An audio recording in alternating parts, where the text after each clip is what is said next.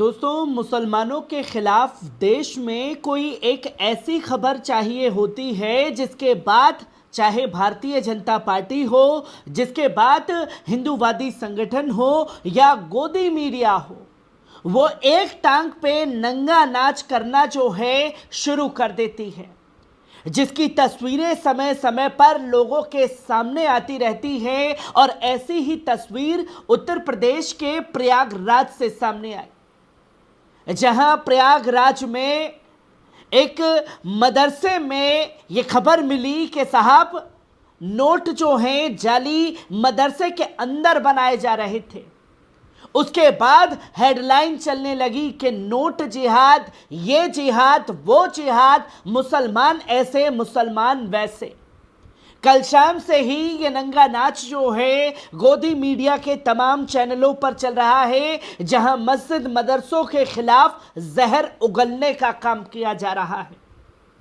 पर इसकी पीछे की कहानी को समझना बहुत जरूरी है। जो ये मदरसे को टारगेट किया गया है, मदरसे में दीनी तालीम की पढ़ाई कराई जा रही थी।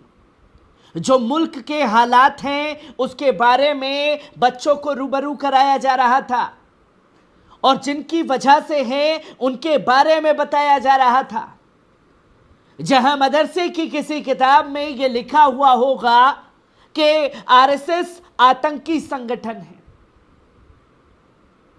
और इसके बाद अचानक से मदरसे के ऊपर छापेमारी होती है और जाली नोट बनाने की मशीन भी मदरसे से बरामद हो जाती है।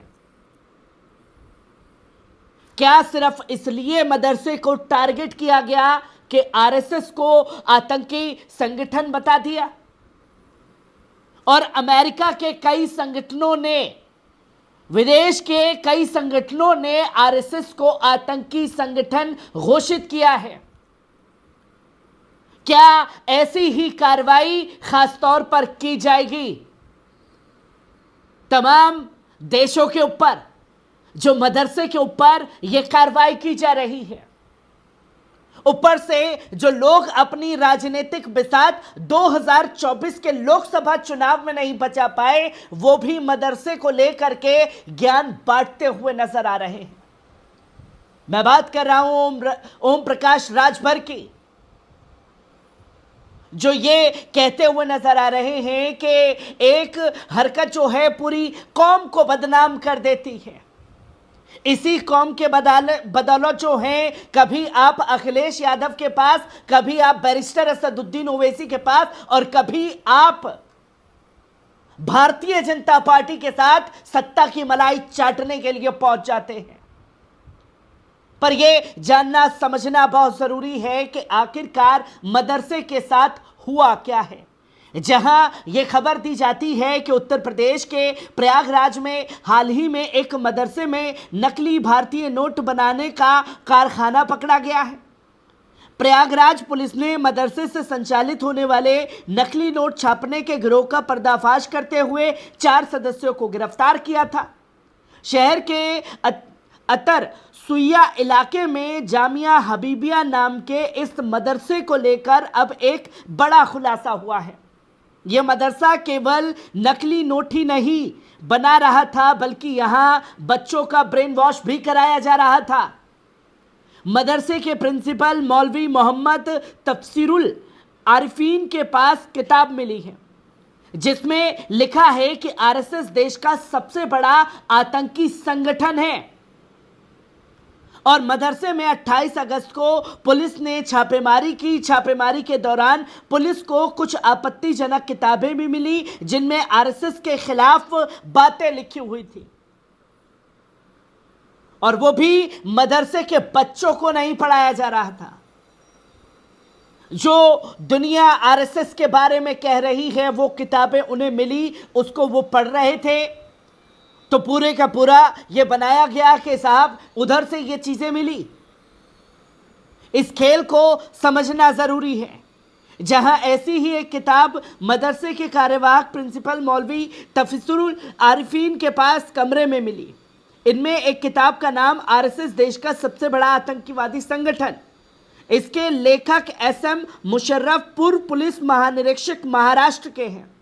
मूल किताब उर्दू भाषा में लिखी है, जिसके हिंदी और मराठी अनुवाद वाली किताबें हैं। और किताब किसने लिखी है? किताब लिखी है एसएम मुशर्रफ, जो पूर्व पुलिस महानिरीक्षक है, महाराष्ट्र में सेवारत रहे हैं। उन्होंने साफ तौर पर किताब में कई बड़े खुलासे किए और सिर्फ एक किताब मिलने की वजह से मदरसे के ऊपर यह बड़ी कार्रवाई कर दी गई, जहां यह बताया गया कि किताब में लिखा है कि आरएसएस एक सांप्रदायिक संगठन है जो बहुजन और दलित युवाओं को संघ के साथ जोड़ने के लिए झूठा प्रचार करता है। हिंदू मुस्लिम दंगे करवाना ब्राह्मणवादियों का 20वीं सदी का सबसे बड़ा षड्यंत्र था, लेकिन 21वीं सदी में आरएसएस ने अपने कुछ कामों में बदलाव किया। उसमें लिखा है कि हिंदू मुस्लिम दंगे करवाने के अलावा मुस्लिम आतंकवाद का डर लोगों के दिलो दिमाग में भरने का काम आरएसएस और अन्य ब्राह्मणवादी संगठन कर रहे हैं। मदरसे के आलिम ने नहीं, मदरसे के प्रिंसिपल ने कोई ये किताब नहीं छापी है, बल्कि महाराष्ट्र के पुलिस में कार्यरत जवान ने इस किताब को लिखा और बताया कि आरएसएस कैसे काम कर रही है। और फिर यह बताया गया कि मौलवी के कमरे से कई स्पीड पोस्ट की पर्चियां भी मिली। पर्चियों के आधार पर पुलिस एड्रेस वेरीफाई कर रही है, जिससे यह पता लगाया जा सके कि कहां क्या भेजा जाता था। मदरसे के अंदर अकाउंटेंट के कमरे से जांच टीम को लाल डायरी भी मिली है। जानकारी के मुताबिक इस लाल डायरी में मदरसे का लेखा जोखा मौजूद है। मदरसे में लाल रंग के कई बही खाते भी मिले हैं, जिनमें मदरसे को मिलने वाली अनुदान राशि और खर्च ब्यौरा दर्ज किया गया है।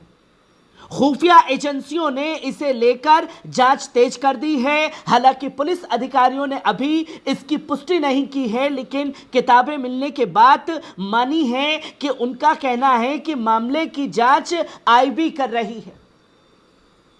एक मदरसे में किताब मिलने से इतना बड़ा बवाला खड़ा कर दिया गया और ये बताने की कोशिश की गई। ऊपर से ओम प्रकाश राजभर जैसे लोग जो सत्ता की मलाई चाटते हैं, उन्हीं मुसलमानों के वोट के दम पर, जो कभी थाली के बैंगन की तरह इधर कभी उधर लुढ़क जाते हैं, वो इस पूरी घटना पर कहते हैं कि गलती कुछ लोग करते हैं, सजा पूरी कौम को मिलती है। नोट छापने वाले मदरसे को लेकर ओम पी राजभर का बयान सामने आया है। इस मुद्दे को लेकर यूपी के प्रयागराज जिले में कई सारी चीजें देखने को मिली और यूपी के प्रयागराज जिले में एक मदरसे का पर्दाफाश हुआ, जिसमें नकली नोट छापने का कारोबार चल रहा था। इस पर जब योगी सरकार में अल्पसंख्यक कल्याण मंत्री ओम प्रकाश राजभर से पूछा गया, तो उन्होंने कहा कि प्रदेश में कुछ मदरसे बिना लाइसेंस के, प्रयागराज में जो मदरसा पकड़ा गया है वे भी ऐसा ही था, उसमें नकली नोट छापे जा रहे थे। आपत्तिजनक किताबें रखना गंभीर विषय है। पुलिस जांच कर रही है, उनके खिलाफ कड़ी से कड़ी कार्रवाई होगी। उनके खिलाफ पर्याप्त सबूत है। यह मदरसा इतने दिनों से चल रहा है, तब इसके खिलाफ कोई कदम क्यों नहीं उठाया गया? इस पर भी जांच होगी।